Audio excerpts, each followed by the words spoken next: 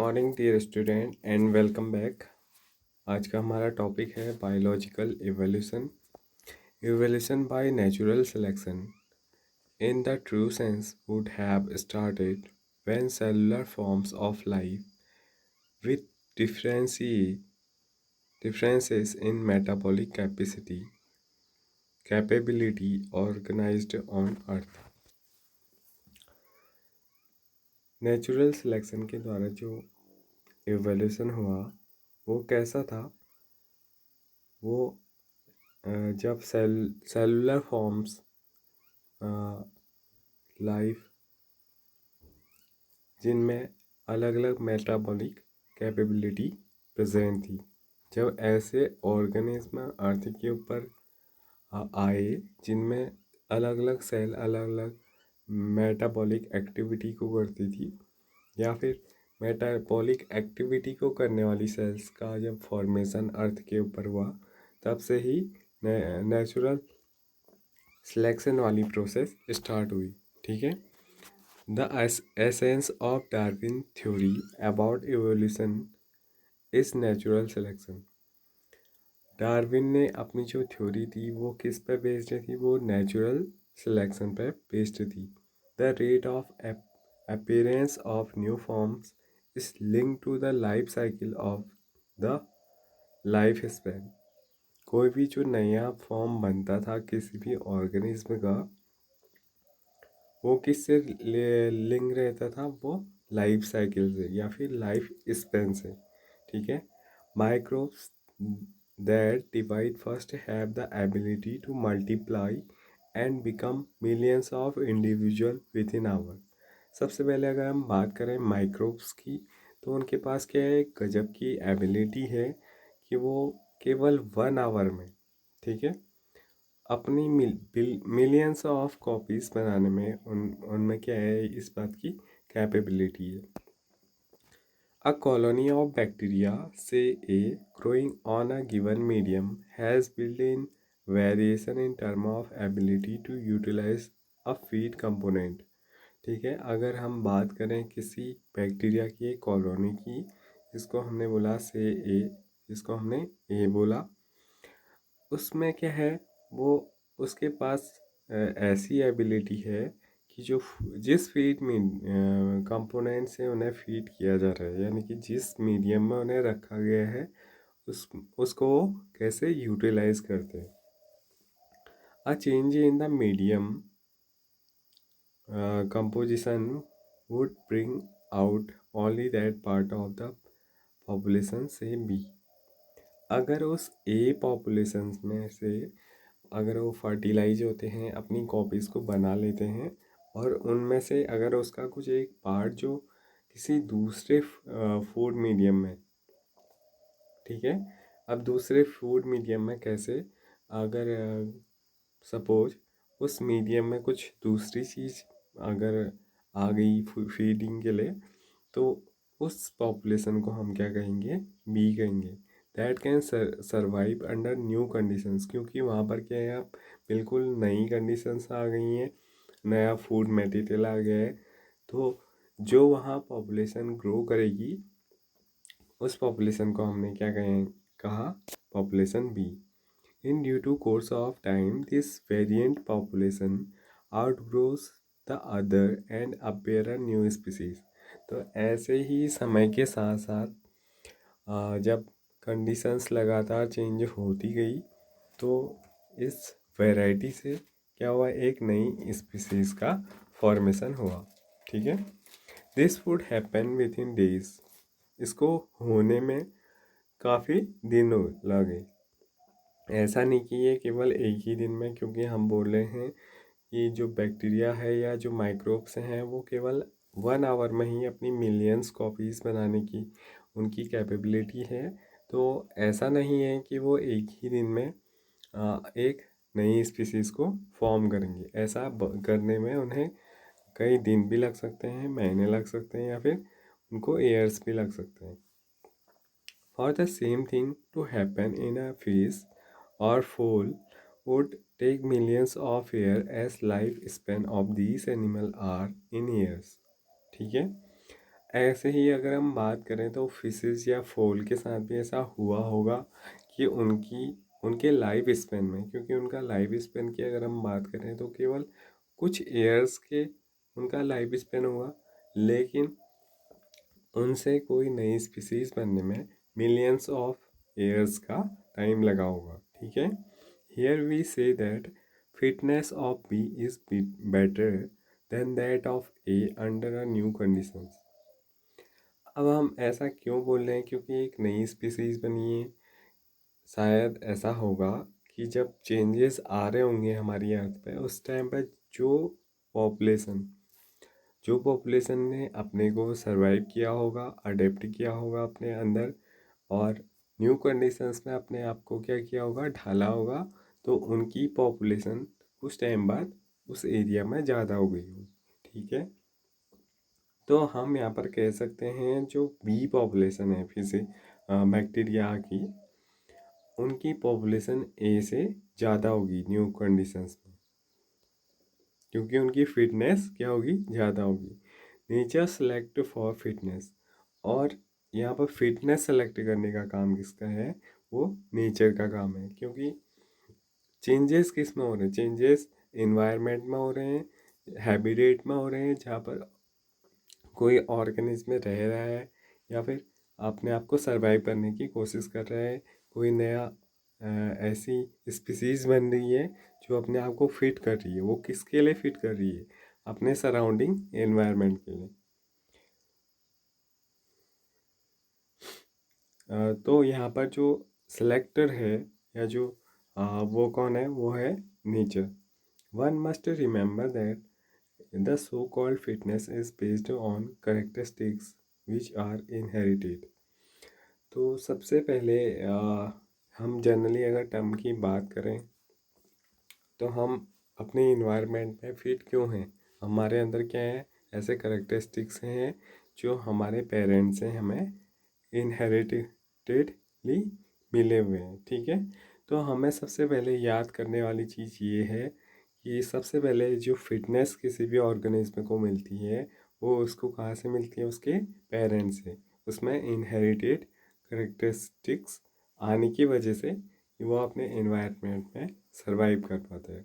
Hence, there must be a genetic basis for genetic getting selected and the evolve। तो क्या होगा यहाँ पर? किसी भी ऑर्गेनिज्म का सेलेक्ट होना उसके जेनेटिक बेसिस पे डिपेंड करेगा। Another way to saying of the same thing is that some organism are better adapted to survive in an otherwise hostile environment. हम इसको दूसरे अगर शब्दों में कहें तो कोई ऑर्गेनिज्म अपने आप को किसी भी इन्वायरमेंट में, हॉस्टल इन्वायरमेंट में कब सरवाइव करेगी? जब वो उसमें क्या होगी, बेटरली एडेप्टेड हो जाएगी, यानी कि अपने आप को उस इन्वायरमेंट में वो ढाल सकेगी। तो वो स्पीसीज या वो ऑर्गेनिज्म क्या करेंगे? ज़्यादा सरवाइव करेंगे। Adaptive ability is inherited. अब कोई ऑर्गेनिज्म अपने आप को कैसे अडेप्ट करेगा? तो ये करेक्टरिस्टिक्स भी उसे कैसे मिलेगा? उसके पेरेंट्स से मिलेगा। ठीक है, उसके पेरेंट्स ने किन करेक्टर्स को या उसके एंसेस्टर जो थे उन्होंने किन किन करेक्टरिस्टिक्स को अपनाया और कैसे वो अपने आप को अडेप्ट करें, ऐसे ही जो उनकी प्रोजेनी होगी या जो उनकी जनरेशन्स होंगी वो भी अपने आप को क्या करेंगी? अपने इन्वायरमेंट में अडेप्ट करेंगी। इट हैज़ जेनेटिक बेसिस, क्योंकि यहाँ पर इनका क्या होगा? कुछ ना कुछ जेनेटिक बेस ऑर्गेनिज्म के अंदर पहले से प्रेजेंट रहेगा। फिटनेस इज द एंड, और लास्ट में जो फिटनेस है वो क्या होगा? लास्ट रिजल्ट होगा of the ability to adapt and get selected by nature. तो यहाँ पर जो फिटनेस वाला जो करेक्टरिस्टिक्स होगा वो लास्ट करेक्टर होगा जिसको इन्वायरमेंट या नेचर सेलेक्ट कर रहा है या नहीं कर रहा है। Branching descent and natural selection are two key concepts of Darwin theory of evolution. तो यहाँ पर डार्विन ने अपनी थ्योरी में इन दो चीज़ों को मेनली कॉन्सेप्ट बेस में रख करके अपनी थ्योरी का फॉर्मेशन किया. Even before Darwin, a French naturalist, Lamarck, had said that evolution is of life forms had occurred but driven by use or disuse of organs. इससे पहले भी एक साइंटिस्ट हुए थे डार्विन से पहले जिन्होंने बताया था कि जो एवोल्यूशन होता है लाइफ फॉर्म्स में वो कैसे अकर होता है. वो जो उसके ऑर्गन्स हैं किसी भी ऑर्गेनिज्म के जो ऑर्गन्स हैं उनका यूज़ और उनका डिसयूज़ कैसे किया जा रहा है. ठीक है. He give the example of giraffes who in an attempt of forage leaves and tall trees had to adapt by elongation of their necks.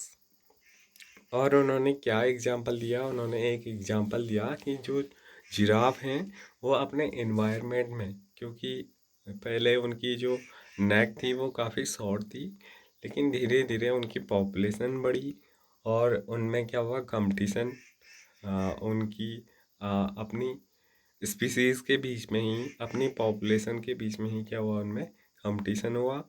तो धीरे धीरे लीव्स भी कम होती गई प्लांट्स की और जो ग्रेजिंग फूड के लिए जो प्लांट्स थे वो ख़त्म होते गए. तो धीरे धीरे जो जिराफ थी उसकी वो अपने आप को सरवाइव करने के लिए फॉरेस्ट की ओर गया और ऊंचे ऊंचे जो ट्रीज़ वगैरह थे उनकी लीव्स को खाने के लिए उसने अपनी नेक का लगातार यूज़ किया. तो धीरे धीरे उसकी नेक की जो लेंथ थी वो क्या हुई इंक्रीज़ हुई. तो लगातार अपने नेक को यूज़ करने की वजह से उसकी जो नई वैरायटी बनी या जो जिराफ था वो कई सालों बाद उसकी जो नेक है वो आज जब जो हम देखते हैं इतनी लंबी हमें दिखाई देती है उसको बनने में काफ़ी समय लगा. ठीक है. As they passed on the acquired characteristics of elongated neck to succeeding generations. और ऐसा होने में उसको कई जनरेशंस का सामना करना पड़ा. Giraffes slowly over the year come to acquire long necks. और उसकी काफ़ी सालों बाद क्या हुई लॉन्ग नेक हो गई. Nobody believed that conjecture anymore. In evolution, is evolution a process or the result of process? तो यहाँ पर हमारे सामने एक क्वेश्चन आता है कि जो एवोल्यूशन है वो एक प्रोसेस है या फिर एक रिजल्ट है किसी प्रोसेस का. The word we see in animate is only the success story of evolution.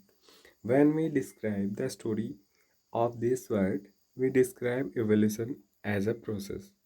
क्या होता है जब भी हम अपनी अर्थ के बारे में या वर्ल्ड के बारे में इसमें जो प्रेजेंट रहते हैं इनएनिमेट और एनिमेट एनिमल्स उनकी सक्सेस स्टोरी को अगर हम स्टडी करें इवोल्यूशन के टाइम पे तो हम क्या करते हैं हम एक प्रोसेस के बारे में बात करते हैं. ठीक है.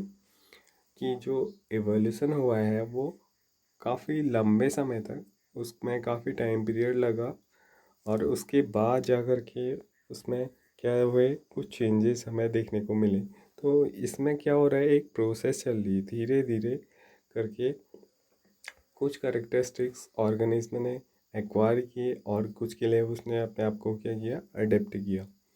तो हम यहाँ पर कहेंगे कि एवोल्यूशन क्या है एक प्रोसेस है. On the other hand when we describe the story of life on earth, अगर हम बात करें हमारी अर्थ में कैसे लाइफ का फॉर्मेशन हुआ कैसे लाइफ आई, we treat evolution as a consequence of processes called natural selection. तो हम क्या कहेंगे जो एवोल्यूशन है वो एक रिजल्ट है इस प्रोसेस किसी एक प्रोसेस का. कौन सी प्रोसेस का नेचुरल सिलेक्शन वाली प्रोसेस का. अगर नेचर ने ही ऑर्गेनिज्म को क्या नहीं किया होता, सेलेक्ट नहीं किया होता, तो शायद आज इतनी पॉपुलेशन जो हमें वेराइटीज़ या डाइवर्सिटी देखने को मिलती है हमारे वर्ल्ड में, वो देखने को नहीं मिलती। ठीक है, तो इवोल्यूशन एक प्रोसेस भी है और एक प्रोसेस का रिजल्ट भी है। We are still not very clear whether to regard evolution and natural selections as processes or in the result of unknown processes। तो अभी तक हम इस बारे में ज़्यादा क्लियर नहीं है कि जो इवोल्यूशन है या फिर नेचुरल सिलेक्शन है वो प्रोसेस है या फिर रिजल्ट है किसी अननोन प्रोसेस का। It is possible that the work of Thomas Malthus on populations influenced Darwin. Natural selection is based on certain observations which are factual. For example, natural resources are limited, populations are stable in size except for seasonal uh, fluctuation. Members of a population vary in characteristics. In fact, no two individual are alike. हम देखते हैं कि जो individual हैं वो क्या होते हैं, कोई भी इंडिविजुअल अपने स्पीसीज के दूसरे मेंबर के साथ किसी न किसी करेक्टरिस्टिक्स में उसमें क्या दिखती है, हमें वैरायटी देखने को मिलती है। ठीक है, even thought they looks super facially similar, most of the variation are inherited etc। लेकिन अगर हम बात करें दो ऑर्गेनिज्म की जो फेशियली लगभग सेम दिखते हैं, लेकिन फिर भी उनकी जो जेनेटिक जेनेटिक जो उनका मेकअप है उसमें फिर भी हमें कुछ ना कुछ वेरिएशन देखने को मिलेंगे। The fact that theoretically population size will grow exponentially if everybody reproduce maximally. This fact can be seen in a growing bacterial population, and the fact that population size in reality are limited means that there had been competition for resources। हम देखते हैं, अगर हमने अभी पढ़ा कि जो bacterias हैं वो अपने 1 आवर में ही अपनी कितनी कॉपीज़ बना लेती हैं, मिलियंस ऑफ कॉपीज़ बना लेती हैं, लेकिन फिर भी उनमें क्या होता है, उनकी अलग अलग स्पीसीज़ में भी कंपटीशन देखने को मिलता है। अगर ऐसा नहीं होता तो अभी प्रेजेंट टाइम में, क्योंकि एक ही दिन की अगर हम बात करें तो उनकी लगभग कई मिलियन ट्रिलियन कॉपीज़ बन जाती हैं। ठीक है, तो अगर इतने ज़्यादा माइक्रोब्स इस अर्थ में प्रेजेंट होते, क्योंकि वो डे बाय डे उनकी जो नंबर है वो इंक्रीज होते रहती, तो इस अर्थ में सरवाइव करना काफ़ी टफ होता। ठीक है, only some survived and Guru at the cost of other that could not flourish. तो उनमें से क्या होता है, बहुत ज़्यादा जो कॉपीज़ बनती हैं उनमें से केवल कुछ सरवाइव करती हैं और बाकी नष्ट हो जाती हैं। The nobility and brilliant insight of Darwin was this: he arrested that variations। तो जो डार्विन ने अपनी थ्योरी दी उसमें सबसे अच्छी बात क्या है, उन्होंने वेरिएशंस की बात की। ठीक है, विच आर हेरिटेबल, जो क्या होती हैं, हेरिटेबल होती हैं, वन जनरेशन से नेक्स्ट जनरेशन में जाती हैं, बीच में एक resources utilisation better for few. और वो क्या बनाती है, वो वेरिएशंस ऑर्गेनिज्म के अंदर एक कैपेबिलिटी लाती हैं कि वो रिसोर्सेज का बेटर यूज़ कैसे कर सकें।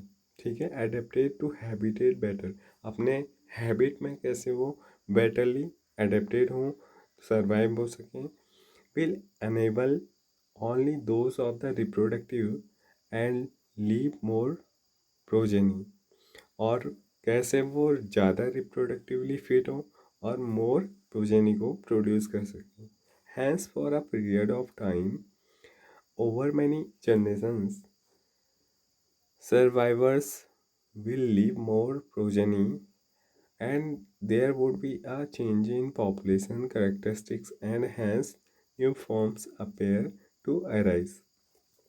तो क्या होता है, काफ़ी सालों के बाद जब बहुत ज़्यादा नंबर ऑफ जनरेशंस या फिर एक काफ़ी ज़्यादा टाइम ऑफ पीरियड के बाद अगर हम बात करें, तो किसी भी ऑर्गेनिज्म की जो सर्वाइवल स्पीसीज हैं, ठीक है, वो क्या करती हैं, वो ज़्यादा प्रोजनी को प्रोड्यूस करती हैं और एक पॉपुलेशन की अगर हम बात करें तो उसमें बहुत ज़्यादा नए करेक्टरिस्टिक्स भी देखने को मिलते हैं, ठीक है, और इस प्रकार से एक नए फॉर्म को प्रोड्यूस किया जाता है इस अर्थ में।